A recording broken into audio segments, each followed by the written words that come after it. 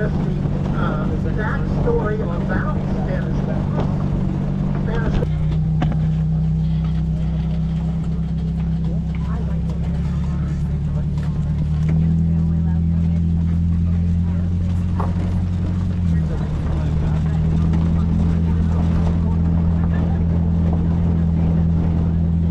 Now, what do you guys think of that great marketing plan?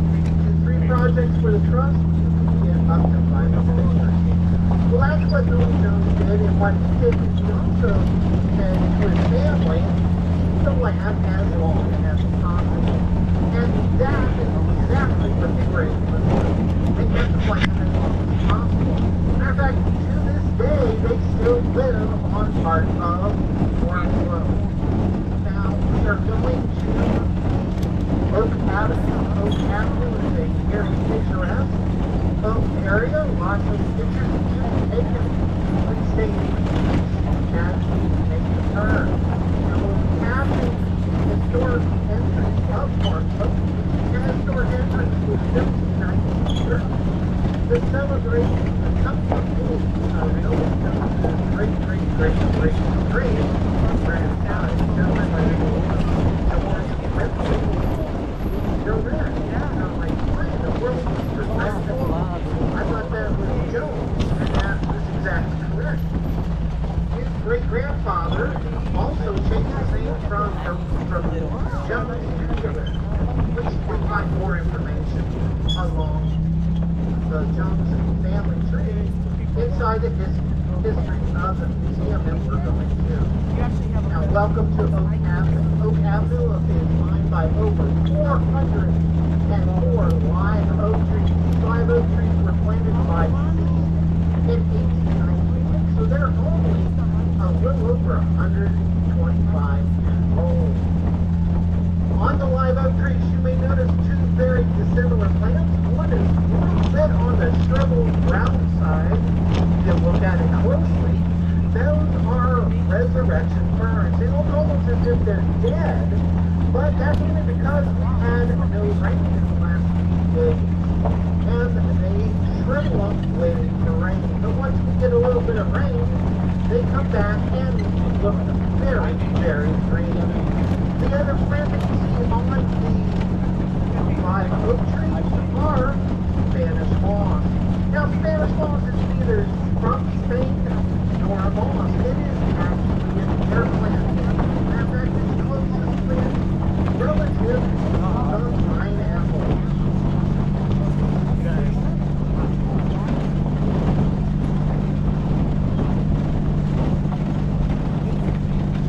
Interesting backstory about Spanish moss. Spanish moss was added a cushioning engine in Henry Ford's Model 4. And following locals when they told him to boil the Spanish moss before he used it as a cushion item.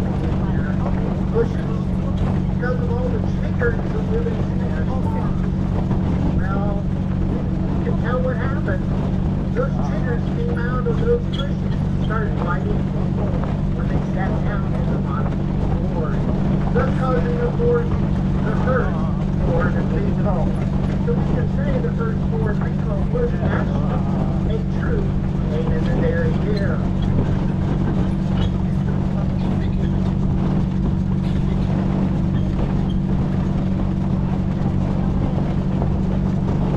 Now you may notice that some of the live oak trees are a little bit smaller than others. Well, that's because those live smaller ones are replacing things that have fallen down from hurricanes, tornadoes, or thunderstorms. And every once in a while, somebody would get a little bit too preoccupied and run into one of these live oak trees in their car as they drove down the avenue.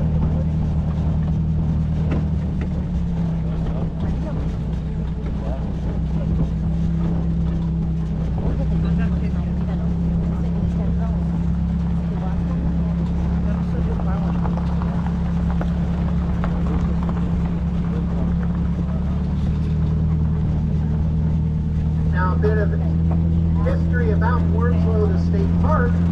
Up until this past March, were able to drive their own personal vehicles up and down this road, but because of all the dust created by all the people driving up and down this road, it was putting stress on live oak trees. So the state of Georgia decided to take the stress out of the live oak trees, and we developed a visitor center down at the end of the avenue, and then have people ride the tram to and from the thus reducing the stress on the live oak trees and allowing you folks to have a wonderful, calm ride up and down Oak Avenue, or a stroll up and down Oak Avenue.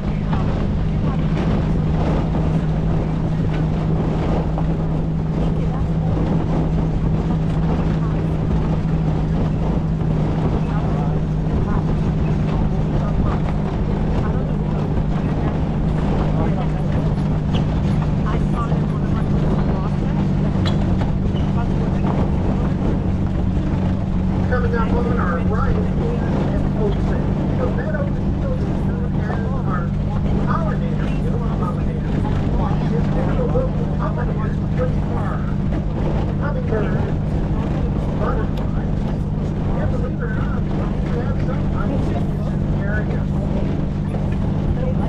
On the left, you'll notice the reforestation project. That reforestation project is for the long along with pine trees are the type of trees that would have been found here when Milton Jones first arrived in the 1730s. Now on the right, you may notice there is a black silk fence in the middle of the pollinator field. Well, that's for our most recent residents, which are gopher tortoises. Gopher tortoises were relocated to this area because their home habitat was being developed and destroyed. The reason for the silk fence is so that they initialize themselves as that their own territory. After 9 months, they will reinitialize as their own territory and will take down that black silk fence. If we look closely at the pine trees on our left, I see black soot on the bottom of those trees. And that's because we use fire as a product or a damage control to help growth plants from growing around those pine trees. That also helps keep the brown pine field at bay on those pine trees.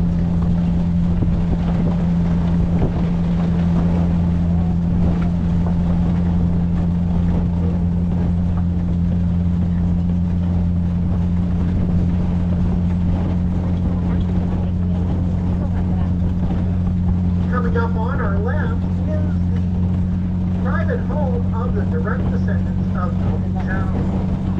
That house you catch the glimpse in, through the trees or up here through the gate. That house has been a few weeks over the years. Most recently, there was acre underground.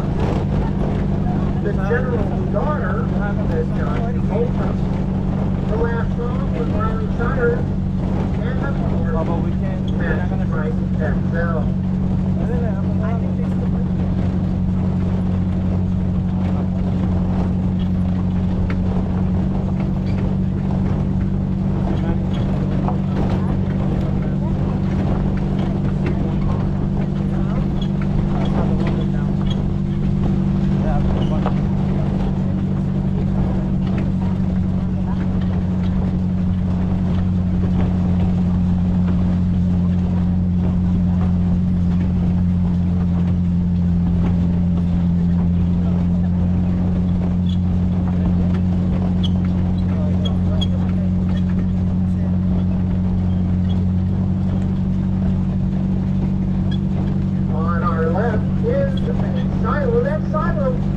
The remnants of a dairy farm that was operating here on Wormsloe from 1890 to 1930. If you continue straight down this road, you'll walk right into the Tabby Ruins, otherwise known as the first home Jones built for both him, his family, as well as a group of Royal Marines. Reason for the Royal Marines is this was a occupied military buffer zone that spanned Florida and those wonderful Carolina ports up in North and South Carolina. They were afraid that the Spanish were going to come up in a waterway and invade and take over those ports. Thus, they created a variety of ports along the waterway. That battle was finally resolved by a battle called Jacob's Spear that happened again all over the Caribbean, and it was also here in Marshland, which was known as the Bloody Marshland. More information about those battles are inside the museum, as well as Noble Jones's family, his 8 generations, and the Trust Colony and a Royal Colony.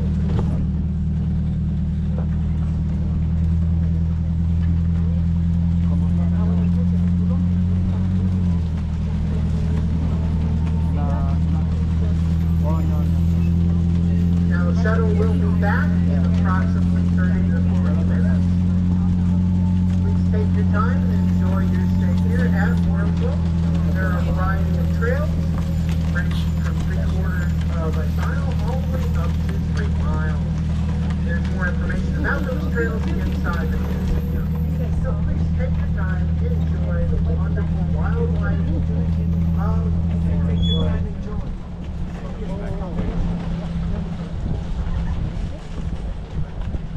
Also, we get off here and now we have to go around.